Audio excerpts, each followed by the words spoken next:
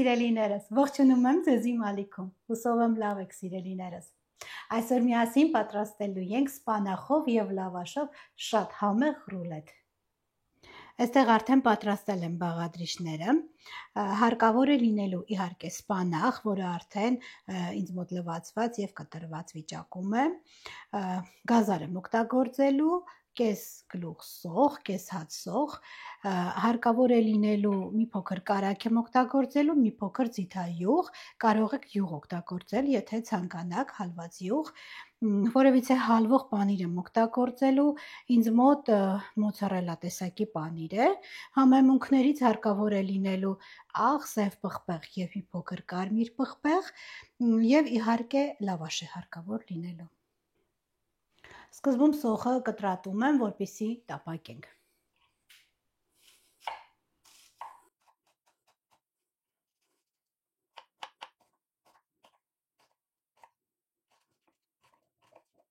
Տապակի մեջ մի փոքր կարագ եմ ավելացրել և ավելացնում եմ մի փոքր ձիթայուղ։ Եվ կտրատված սոխը տապակում եմ, մի փոքր տապակելու եմ։ Եվ կտրատված սոխը ավելացնում եմ տապակի մեջ։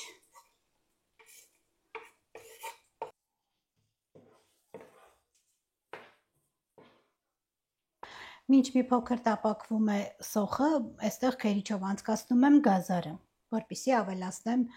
սոխառացի վրա։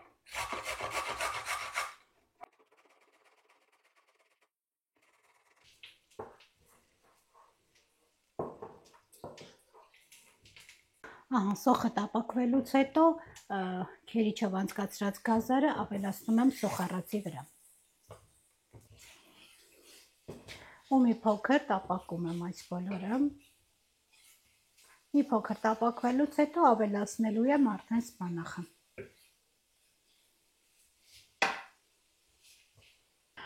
Գազարն էլ մի փոքր տապակվելուց հետո ավելացնում եմ արդեն սպանախը։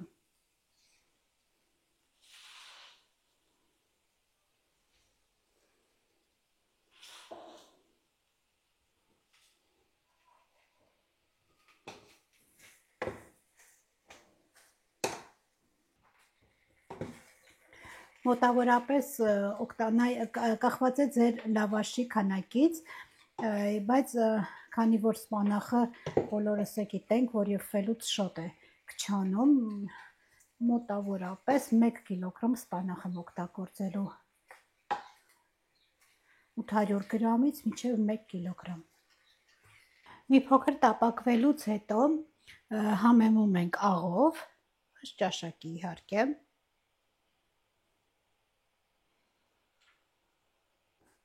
ավելացնում եմ կարմիր պղպեղ և համեմում ենք նաև սև պղպեղով, մոտավորապես կես թեյի կթալ։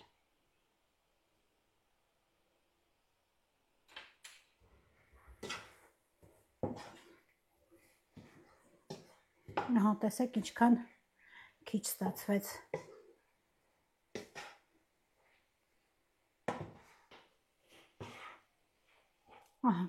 Տապակվելուց հետո թողնում ենք, որպեսզի սառի մի փոքր։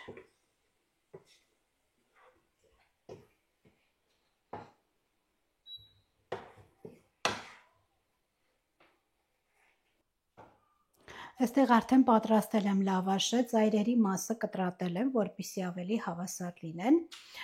և քանի որ ինձ մոտ լավաշը բարակ էր, ես երկու հատ եմ օգտագործելու լավաշ, եթե ձեզ մոտ հաստ է լավաշը, կարող եք 1 օգտագործել։ Հիմա արդեն սառել է ինձ մոտ սպանախ զանգվածը, սպանախի, հիմա պետք է տարածեմ լավաշի վրա։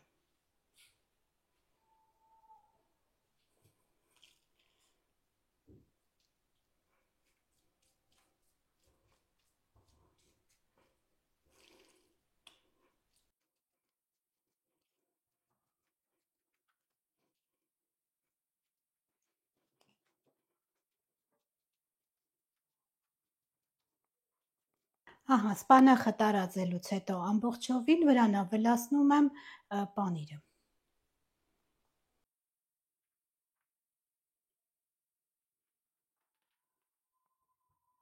Պանիրն էլ ավելացնելուց հետո ռուլետանման փաթաթում ենք։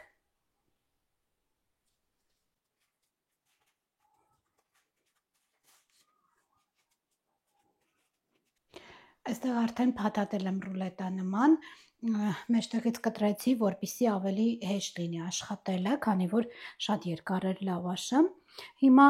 վրան ձվի դեղնուցով եմ պատում։ Շատ արագ է ստացվում, քանի որ արդեն բոլոր բաղադրիչները պատրաստ են, մի փոքր ջեռոց արդեն նախորոք միացրել եմ 180 աստիճան, մի փոքր գեղեցիկ կարմրելուց հետո կարող ենք արդեն մատուցել, քանի որ արդեն, ինչպես ասեցի, բոլոր բաղադրիչները եփված պատրաստ են։ Ձվի դեղնուցով պատելուց հետո վրան որոշեցի մի փոքր կունջուտի սերմեր ավելացնել ավելի գեղեցիկ լինելու համար։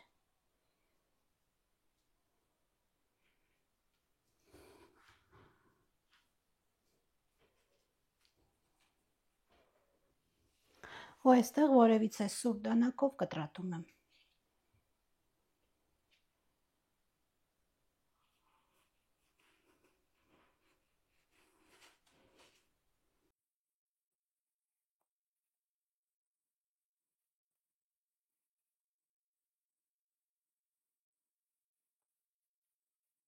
Ահա, կտրատելուց հետո տեղավորել եմ արդեն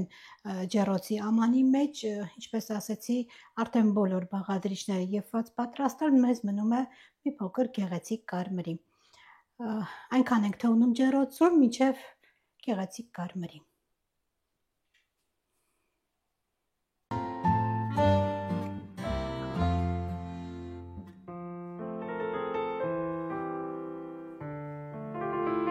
Ահա սիրելիներս պատրաստ է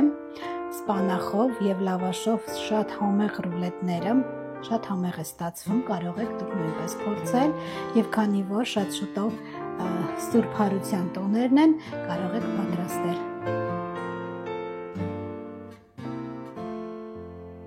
Սիրելիներս, այսօր էլ պատրաստեցինք սպանախով եւ լավաշով շատ համեղ ռուլետ